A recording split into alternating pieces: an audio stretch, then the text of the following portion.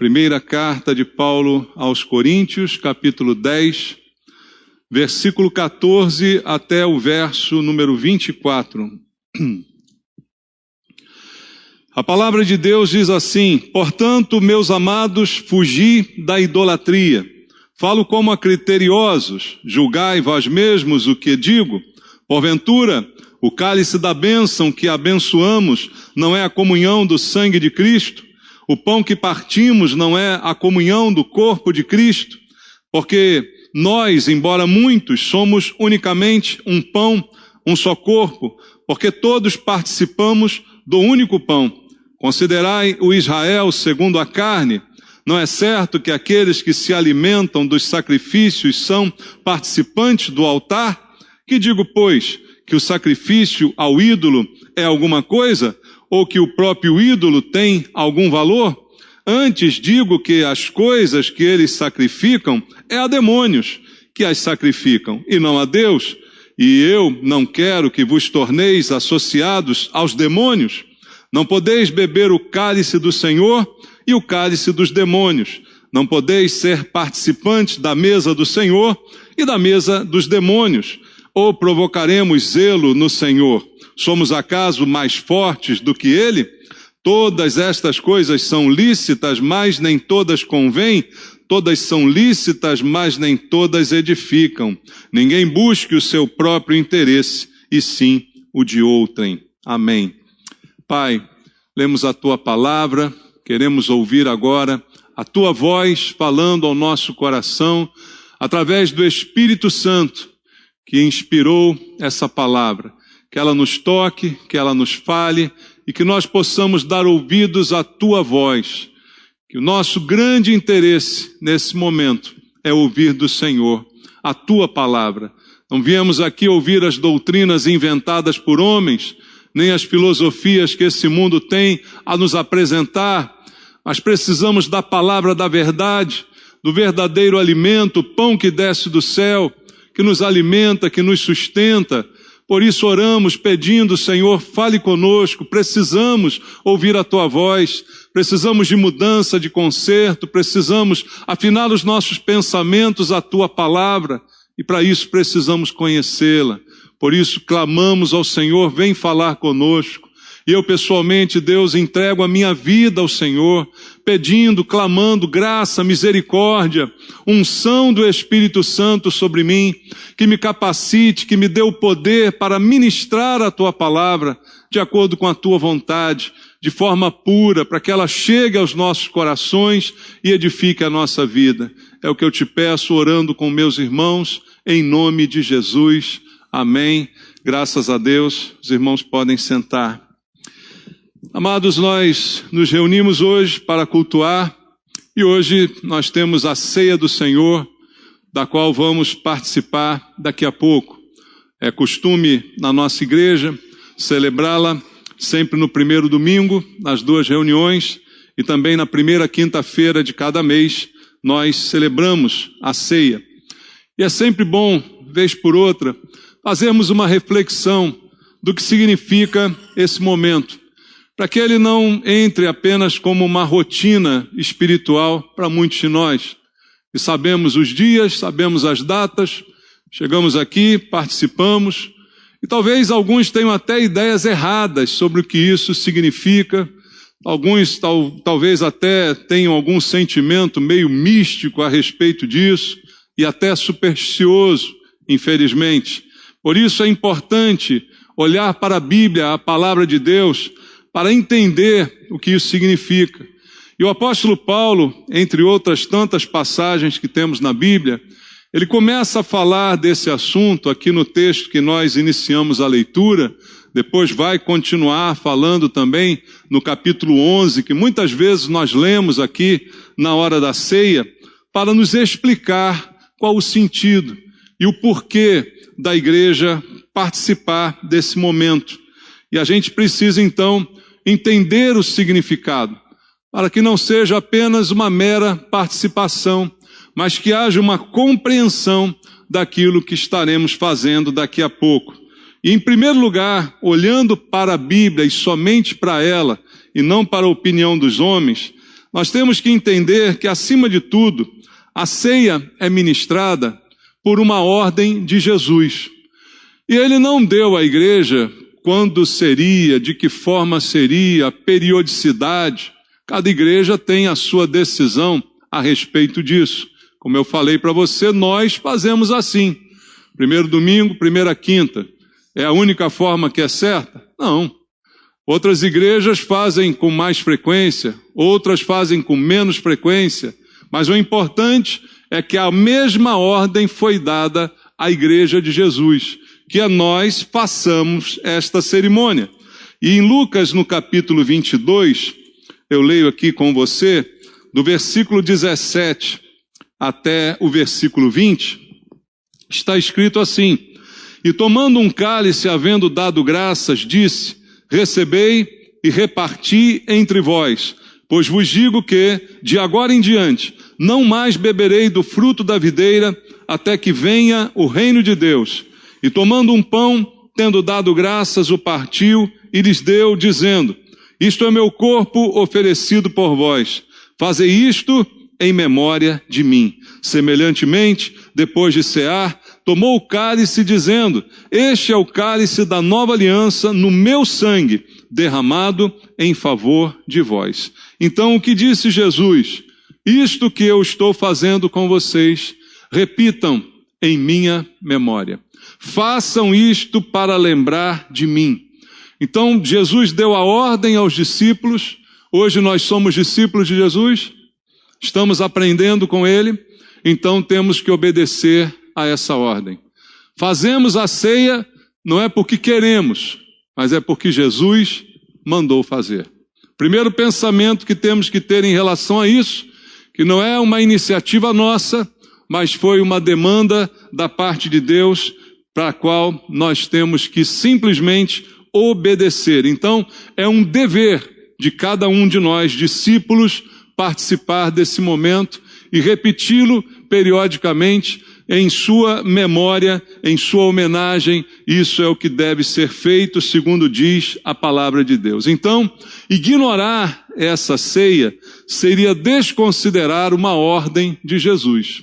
Ele mandou fazer e nós precisamos simplesmente obedecer. Só isso já seria suficiente para a participação dos discípulos.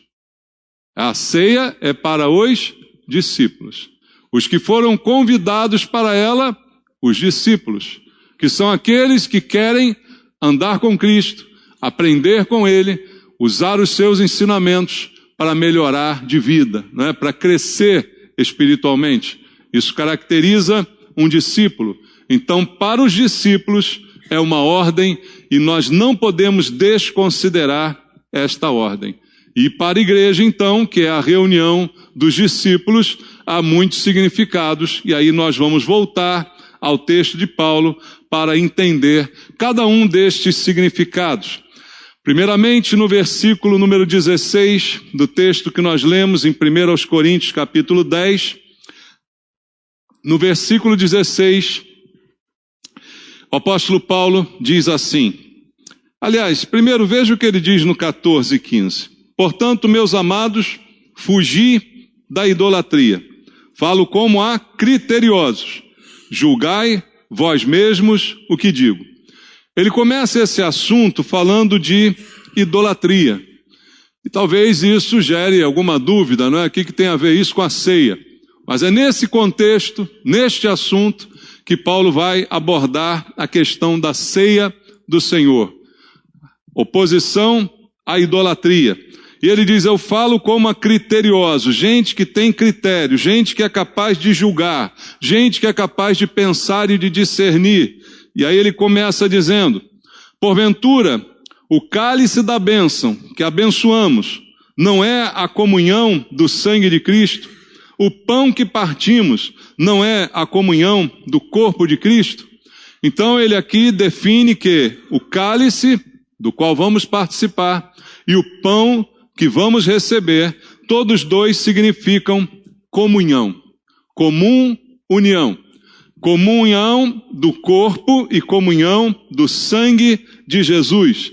Então, o sentido primeiro que Paulo aborda aqui da ceia é o sentido de comunhão e de participação, sentido de unidade, aproximação, estar perto, estar junto. Tudo isso está inserido nesse contexto de comunhão.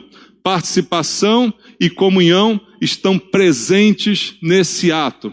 Veja o que Jesus falou sobre isso no Evangelho segundo João, aquele texto que foi mal compreendido pelos ouvintes. Evangelho segundo João, capítulo 6, do versículo 50 ao 56, Jesus diz assim: este é o pão que desce do céu, para que todo que dele comer não pereça. De quem ele está falando? Dele próprio. O pão vivo que desceu do céu, representado pelo pão que nós partimos e participamos. Jesus é o pão, não é? Ele diz: quem comer deste pão não vai perecer. Comer tem o sentido de trazer para dentro de mim, de me envolver com ele. Não apenas olhá-lo, admirá-lo, não é? Mas de me envolver, de trazê-lo para dentro de mim. E aí ele diz: eu sou o pão vivo que desceu do céu. Se alguém dele comer, viverá eternamente. E o pão que eu darei pela vida do mundo é a minha carne. Explicando aqui todo o sentido da cerimônia da ceia que nós vamos participar. E aí continua o texto até o versículo 56. Disputavam, pois, os judeus entre si, dizendo: como pode este dar-nos a comer a sua própria carne? A mente carnal querendo indagar: como isso é possível? Como é que nós vamos comer a sua carne? Olhando no sentido literal. Respondeu-lhe Jesus: em verdade vos digo, se não comerdes a carne do Filho do Homem e não beberdes o seu sangue, não tendes vida em vós mesmos. Eles questionam Jesus: como é que é isso? Como é que é esse negócio? Jesus, ao invés de dizer: não, isso é um símbolo, ele piora a situação. Ele diz: não, é isso mesmo. Se vocês não comerem, se vocês não beberem, vocês não têm vida em vocês mesmos. E aí diz no verso 54, quem comer a minha carne e beber o meu sangue tem a vida eterna, e eu o ressuscitarei no último dia. Pois a minha carne é a verdadeira comida, e o meu sangue a verdadeira bebida. Quem comer a minha carne e beber o meu sangue permanece em mim e eu nele. Eu imagino que aqueles homens não entenderam nada. Não conseguiram compreender porque as coisas espirituais, a Bíblia diz, se discernem espiritualmente. E aqueles homens não eram espirituais, eram carnais. Então, para eu participar da ceia, eu primeiro preciso ser espiritual, tá bom? Para que eu entenda este significado. Para que eu não pense estar comendo um pedacinho do corpo de Cristo ou um pouquinho do seu sangue, literalmente falando. Mas um símbolo do que isso representa. Para entender que o importante é trazer para dentro de mim. É trazer para dentro de mim a pessoa, o ensinamento, o que ele deixou, o que ele traz à minha memória através desse ato. Ali que está então o sentido da ceia. É um sinal de comprometimento. Eu posso admirar Jesus, eu posso elogiar Jesus, mas eu me comprometo com ele quando eu me submeto à sua ordem e participo daquilo que ele me deixou. Então é um símbolo de participação, de comprometimento, e não apenas de admiração à distância, porque você pode admirar alguém à distância, mas Jesus está me chamando para perto. Jesus chama os seus discípulos mais íntimos e chegados, faz com eles esta cerimônia e diz: repitam isso, façam isso, indefinidamente, até a minha volta. Continuem a realizar isso, porque eu quero vocês sempre perto de mim. Então, quando participamos da ceia, temos que entender este sinal de comprometimento. Sinal que Paulo entendeu isso também através da sua própria vida, das lutas que passou. Em Gálatas, no capítulo 2, no versículo 20, Paulo dá a seguinte declaração: logo já não sou eu quem vive, mas Cristo vive em mim. E esse viver que agora tenho na carne, vivo pela fé no Filho de Deus, que me amou e a si mesmo se entregou por mim. Paulo chegou ao ponto de dizer, eu não vivo mais, Cristo é que vive em mim. Por que ele falou isso? Porque ele tinha intimidade, porque ele tinha relacionamento, porque ele possuía proximidade com o Senhor. Isso é comprometimento. Paulo estava totalmente comprometido com Cristo e por isso então ele diz, a minha vida já não tem vida própria. A minha vida já é a vida de Cristo. Então este é o alvo, ter comunhão com Cristo é deixar que Ele viva em nós. E afirmar isso através da participação na ceia, em obediência ao Senhor, dizendo, eu quero Jesus dentro de mim. Eu quero essa vida dele vivendo em mim e eu quero viver exatamente da forma como ele me ensinou. Essa é a atitude que deve ter aquele que participa da ceia. E não somente participar, mas permanecer nele. Duas coisas são importantes e a Bíblia nos ensina a respeito delas. A participação e a permanência. Por que isso é importante? Ele disse, façam isso em memória de mim. Por quanto tempo? Até que eu volte. Foi a única cláusula que ele colocou temporal. Você vai fazer isso até eu voltar. Quantas vezes? Quantas vezes forem necessárias. Então, além de participação, fala de permanência. Por isso eu não participo da ceia de vez em quando. Eu participo da ceia sempre. E sempre que ela for servida, eu posso participar dela. E sempre que eu estiver diante dela, eu posso participar, porque eu permaneço e me comprometo e continuo com Ele. Permaneço na sua presença e permaneço buscando. Então, como eu disse a você nessas palavras, Jesus não está procurando pessoas que o admirem, mas pessoas que se comprometam com Ele.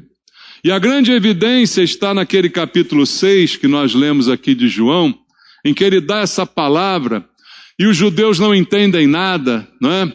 Ficam assim, como é que é isso? Vamos partir o Senhor em pedacinho, cada um vai comer uma parte, vamos beber seu sangue, estão só pensando na coisa carnal. E Jesus não estava muito preocupado em agradar essas pessoas, o próprio contexto do capítulo 6 mostra isso. Ele faz um milagre, multiplica pães e peixes, vem uma multidão atrás dele, quando a multidão chega, ele vem com esse discurso, confunde a cabeça de todo mundo, e a Bíblia vai dizer aqui que um por um foi indo embora, todos o deixaram, até alguns discípulos, porque não entenderam esse discurso, foram embora, o abandonaram. Por que Jesus faz isso? Porque ele não está atrás de seguidores, ele não está atrás de admiradores. Para contextualizar, ele não está atrás de like, né? Ele não está atrás de joinha, de apoio, de, legal. Não, ele está querendo compromisso. É muito fácil a gente dar um joinha, mas não ter um compromisso com aquele a quem nós elogiamos ou reconhecemos. Então Jesus não está atrás de elogios, mas de comprometimento.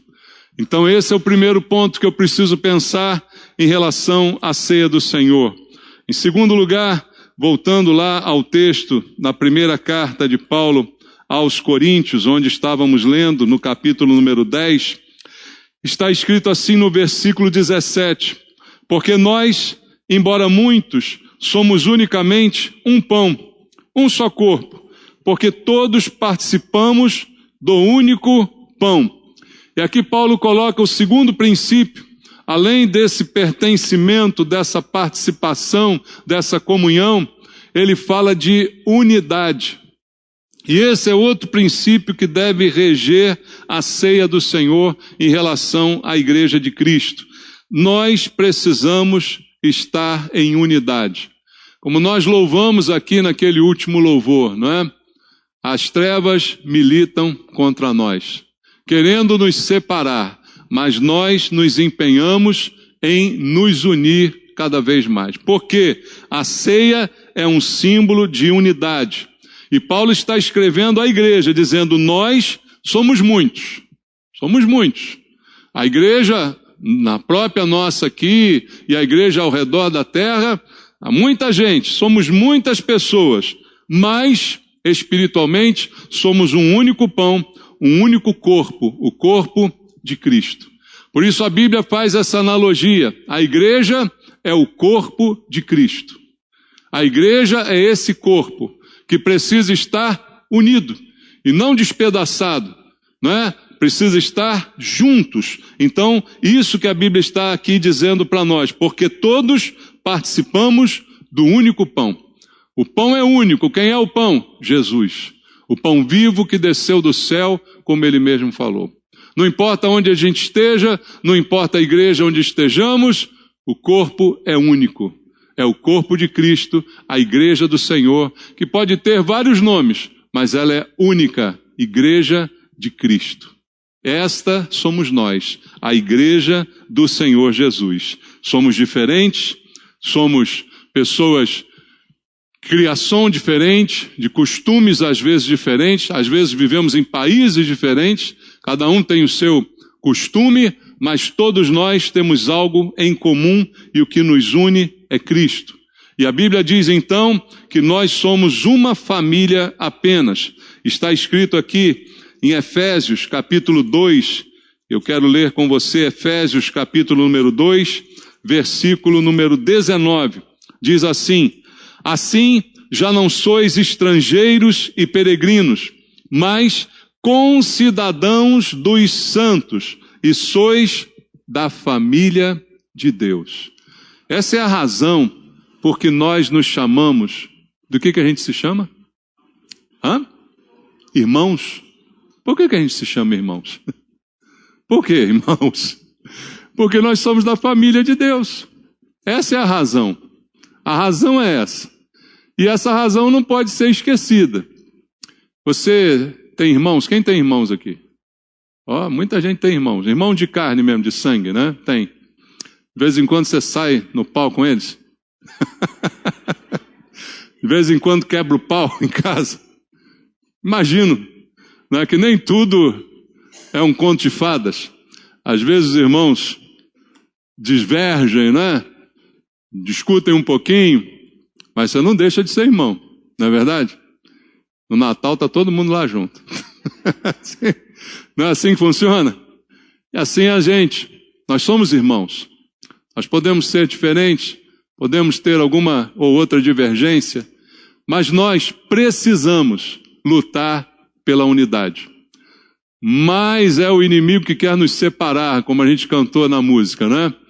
Mas nós precisamos lutar contra isso e nos unir cada vez mais, porque somos família de Deus. Se Deus tem uma família, quem é essa família? É a sua igreja.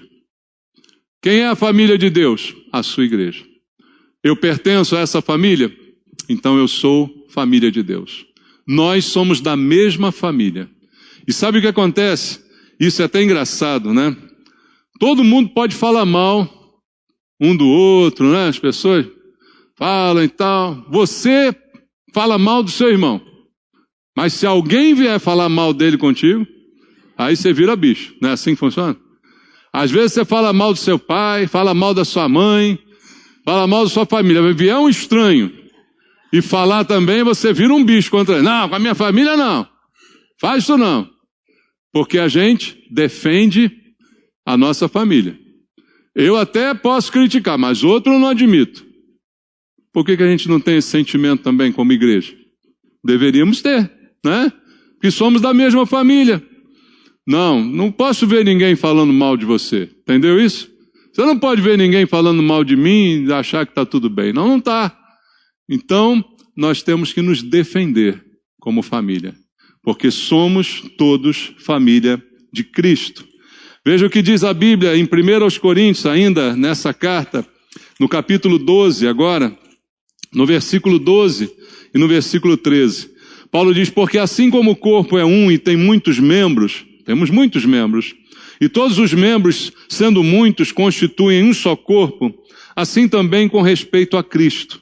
Pois em um só Espírito, todos nós fomos batizados em um corpo, quer judeus, quer gregos, quer escravos, quer livres, E a todos nós foi dado beber de um só Espírito. Somos um só corpo. Não importa a origem, não importa a raça, não importa nada, somos um só corpo. E o que nos une é que todos nós fomos batizados no mesmo Espírito.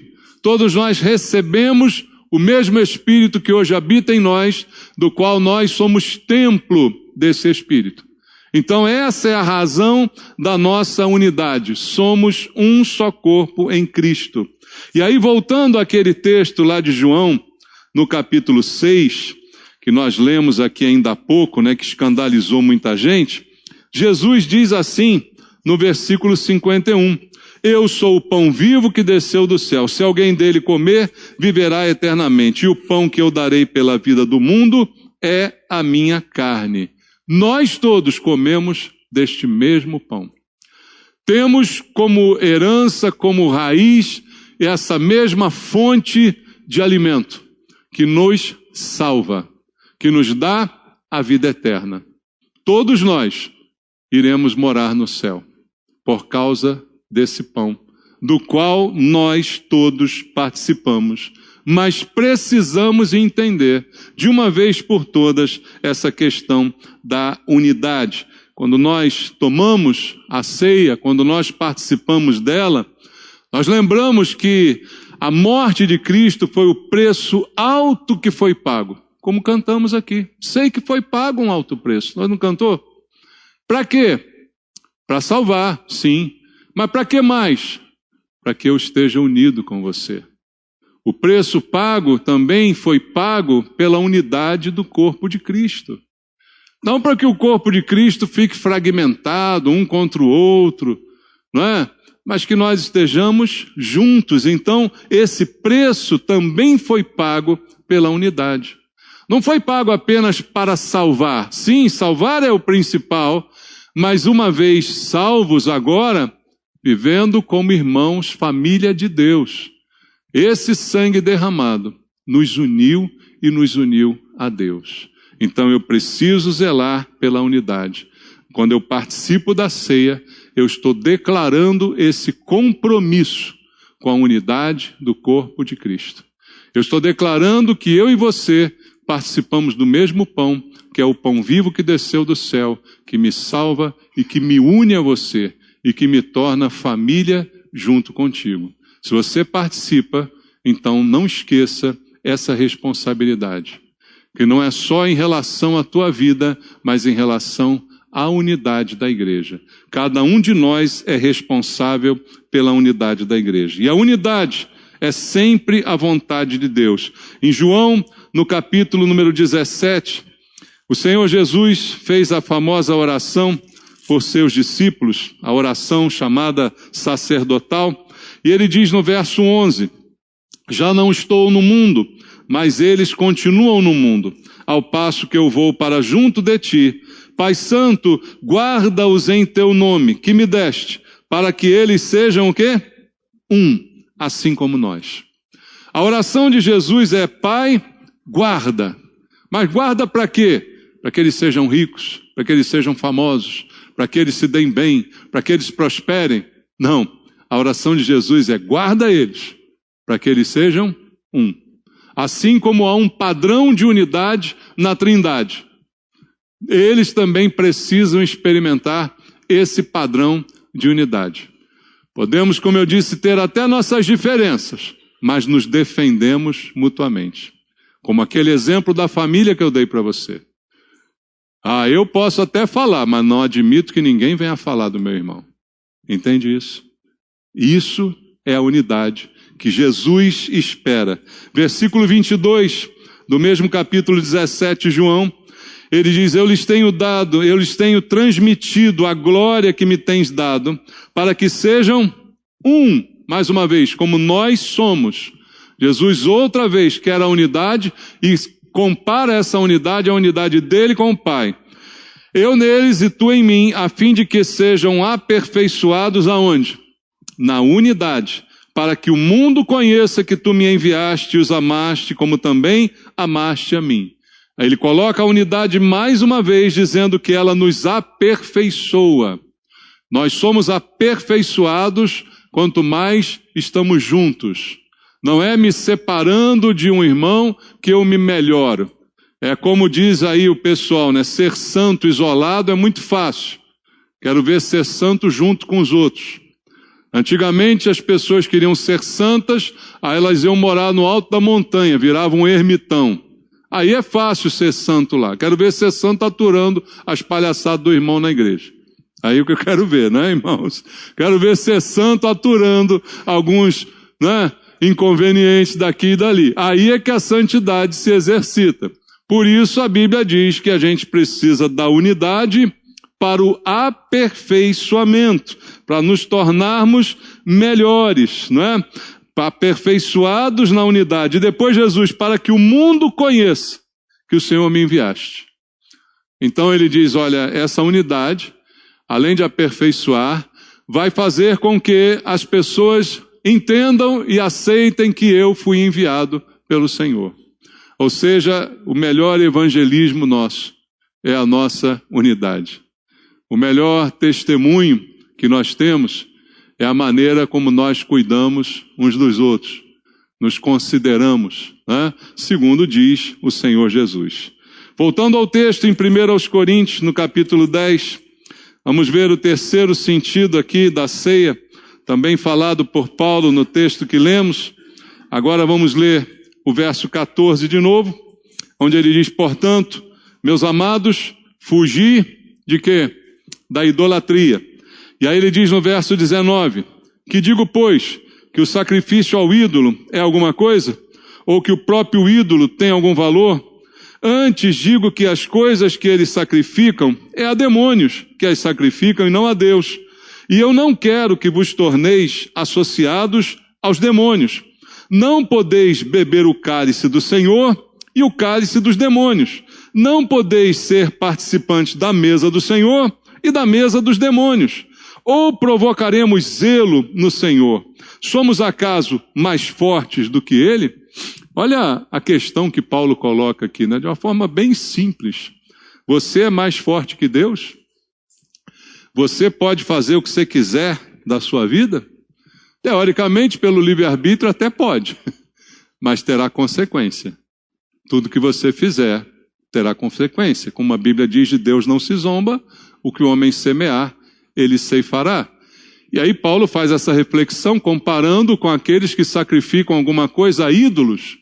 E lembra, eu falei, ele começa esse texto falando de idolatria, e a idolatria é uma relação que a gente precisa discernir muito bem, porque talvez a gente se isente da idolatria no momento em que você diz, pastor, quando eu me converti, joguei fora os meus santos, né? Joguei fora minhas imagens, joguei fora um monte de coisa, isso tudo não existe mais na minha vida. Só que idolatria não são só essas coisas físicas e materiais que a gente enxerga como ídolos. Na verdade, idolatria é qualquer coisa que tome o lugar de Deus na sua vida. Qualquer coisa que tome o lugar que deveria ser de Deus, acaba se tornando um ídolo. E a palavra de Paulo é, fuja de qualquer coisa que seja como Deus para você. Fugir da idolatria. Ele está dizendo, fuja de qualquer coisa que queira tomar o lugar de Deus na sua vida. Por quê? Ele vai falar da ceia.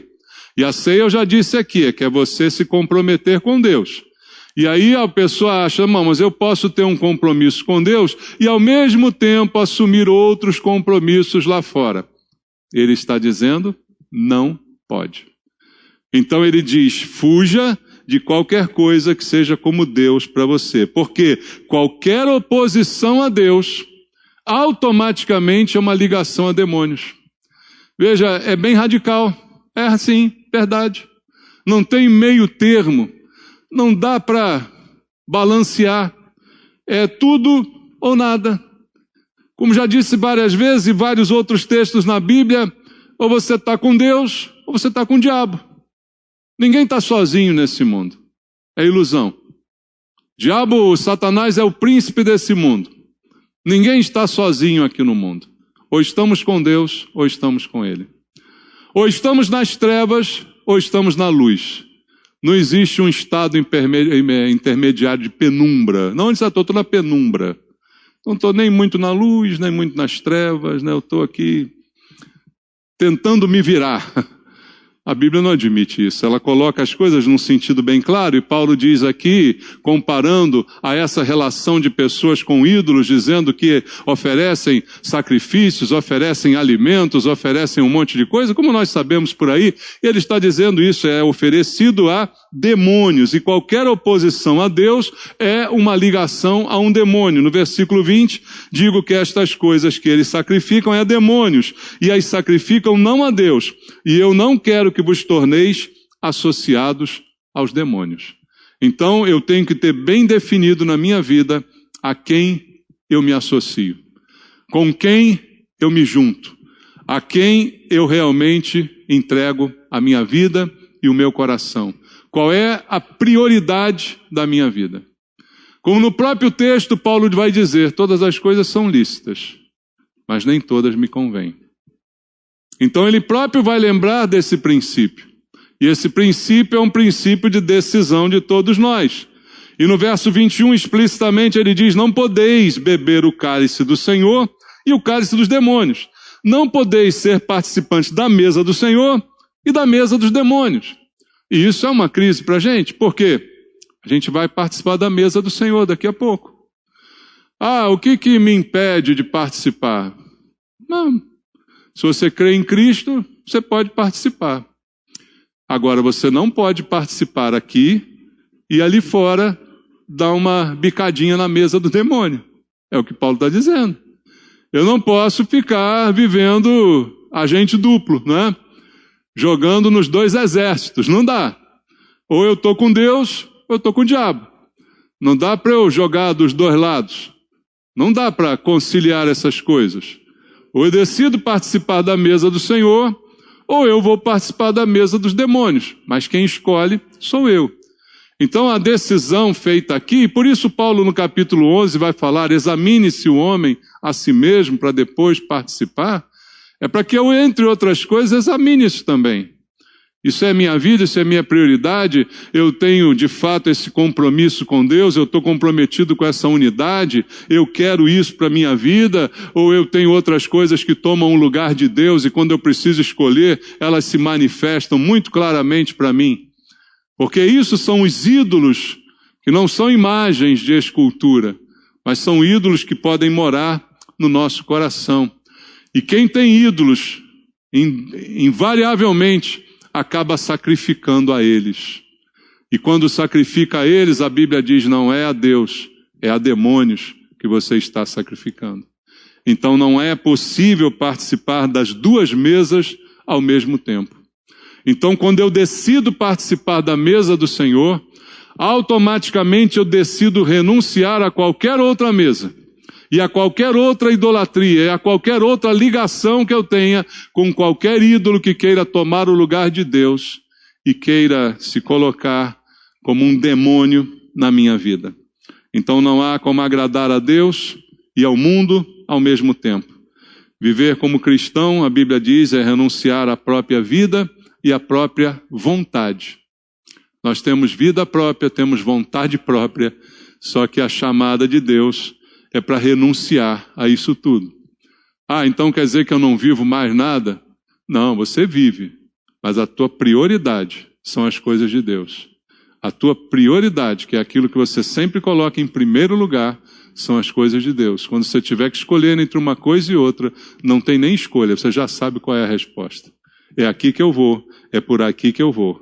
Então viver como cristão é renúncia, abandono do pecado, arrependimento, vida em santidade. Essa é a proposta que Paulo está aqui nos lembrando. E para terminar, no mesmo texto, ele fala no versículo 23 e versículo 24.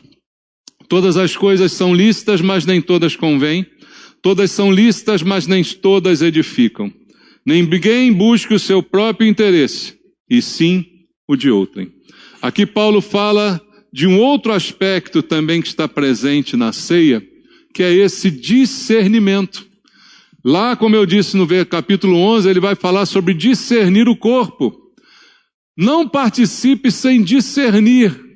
O que é discernir? É entender cada etapa, cada pedacinho. Discernimento é meio que destrinchar de conhecimento. Então eu preciso entender cada pedacinho do que eu estou fazendo. E ele diz, discirna o corpo. Ninguém participe sem ter o discernimento do corpo. O que é o corpo? É a igreja.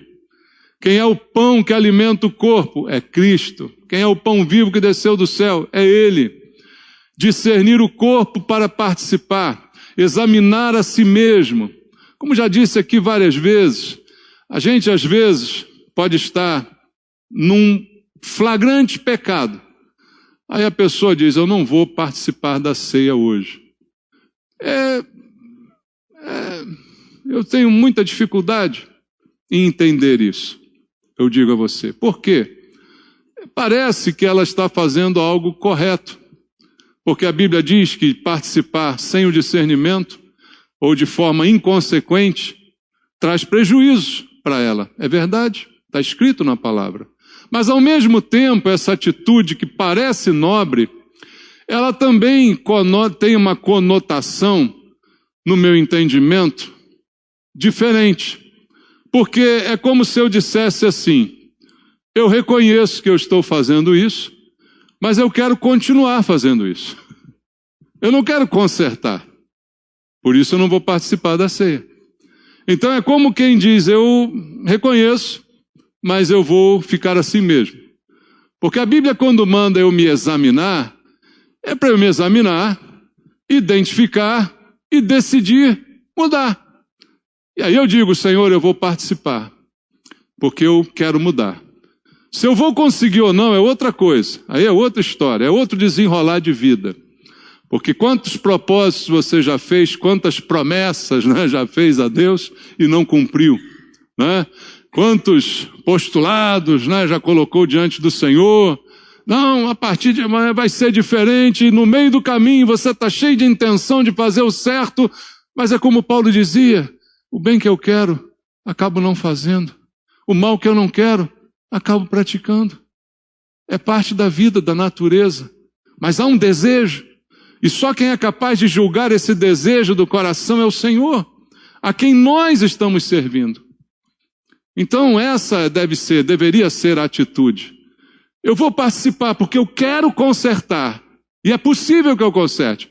Tem coisas que não são possíveis consertar, então há exceções nisso que eu estou dizendo. Talvez haja uma situação que por mais que você queira consertar hoje, você não consegue consertar hoje. Então não participe, tudo bem? Né? Às vezes tem problemas assim de casamentos irregulares, de uma série de coisas, de relacionamento. Não dá para eu consertar agora. Então conserte primeiro, depois participe, mas a maioria das coisas não é assim. A maioria das coisas que eu reconheço como erro, eu poderia consertar, ou pelo menos decidir consertar, e partir para participar. Porque aí quando eu participo, eu me comprometo com Cristo. E aí eu então trago para mim a responsabilidade, que às vezes a não participação é como que uma isenção. Deixa isso para lá, depois eu cuido disso. Eu vou continuar assim mesmo. Depois eu trato. E tudo que a gente deixa para depois, acaba não acontecendo nunca. Pensa nisso na tua vida. Tudo que você deixou para tratar depois, normalmente você não tratou. Tudo que você deixou para cuidar depois, normalmente você não cuidou. E aí é que mora o perigo, né, irmãos? Então é decisão, mas ela vem do discernimento, que é o assunto que Paulo aborda aqui. Tudo é lícito, mas nem tudo convém. E eu preciso ter todo o tempo o discernimento disso. Nem tudo edifica, nem tudo faz bem para a minha vida. E aí ele coloca, ninguém busca o seu próprio interesse, mas sim o do outro. Ou seja, pense no outro, pense na unidade, pense na igreja. Como já falei aqui, um só pecador coloca muitas coisas boas por terra. Está na Bíblia. Destrói muita coisa boa. Pensa na unidade de Cristo. Você é responsável por você e também pela unidade do corpo de Cristo. Essa é a responsabilidade que está sobre todos nós. E o convite de Paulo é o convite à humildade. Considerar o outro superior a você mesmo. Tudo isso está inserido nesse contexto da ceia do Senhor. E aí esses símbolos começam a fazer sentido para a gente. E aí a participação começa a ser encarada com mais responsabilidade. Por isso que de vez em quando eu gosto de trazer uma palavra sobre isso, porque às vezes entra na rotina, né, irmãos? Vamos participar, vamos lá. Talvez alguém pense, vou tomar isso aí, de repente cura a minha dor de barriga, né? Vou tomar isso aqui, de repente dá sorte, amanhã eu acho um dinheiro no banco, né? Sei lá, as pessoas estão doidas, né, irmão? Sei lá o que pode passar. Então, de vez em quando é bom lembrar o sentido, é bom lembrar a origem, é bom lembrar a causa. E a expectativa que eu tenho é que a gente encontre sempre esse sentido na nossa igreja. Que a gente não perca essa direção, para que a gente participe, mas com consciência, com alegria, não é? Com discernimento. Com tudo isso que Paulo aqui nos falou, que a gente faça assim. Amém? Vamos orar? Pai, muito obrigado, Deus, por ouvirmos a Tua voz, a Tua palavra, que ela fale ao nosso coração e que ela transforme a nossa vida, através de atitudes transformadas, através de mudanças de escolha, Pai, através de mudanças de prioridade. Tantas coisas Teu Espírito nos falou essa noite, Pai. Há tanto para pensar, para refletir, para agir, para mudar, Senhor. Estamos agora prestes a participar desse momento que falamos aqui. E que ele sim tenha um significado para cada um de nós de compromisso, de envolvimento, de unidade, de todas essas coisas tão importantes que aqui foram ditas. E que nós possamos, Deus, entender tudo isso, nos examinar e decidir mudar, decidir transformar a nossa vida a cada dia. Todo dia é dia de mudança. Que o Senhor nos ajude, que o Senhor fale ao nosso coração. O alimento, o Senhor já nos deu.